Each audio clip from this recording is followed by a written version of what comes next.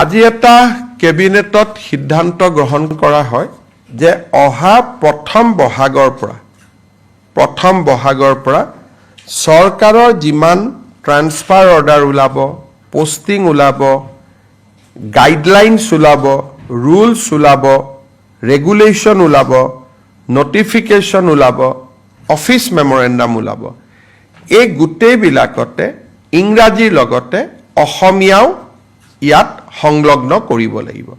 তাৰমানে দুখন নটিফিকেশ্যন ওলাব, এখন ইংলিছ, এখন অসমীয়া।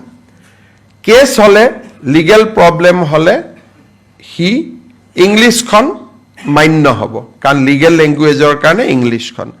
কিন্তু অসমত 1 বহাগৰ পৰাই আমি এইটো সিদ্ধান্ত লৈছোঁ যে যিমান চৰকাৰী অৰ্ডাৰ হয়, অফিচ মেমৰেণ্ডাম হয়, ৰুলছ হয়, ৰেগুলেশ্যন হয়, বিধানসভাৰ আইন হয়, যিমানবিলাক চৰকাৰী কমিউনিকেশ্যন, তাত ইংৰাজীৰ লগতে এখন অসমীয়া প্ৰতিলিপিও সন্নিৱিষ্ট কৰিব লাগিব। ইংৰাজীখন থাকিব, ইংৰাজীৰ লগত অসমীয়া এটা কপি থাকিব। বৰাক উপত্যকাত বেংগলী থাকিব, বিটিআৰত বড়ো থাকিব অতিৰিক্তকৈ।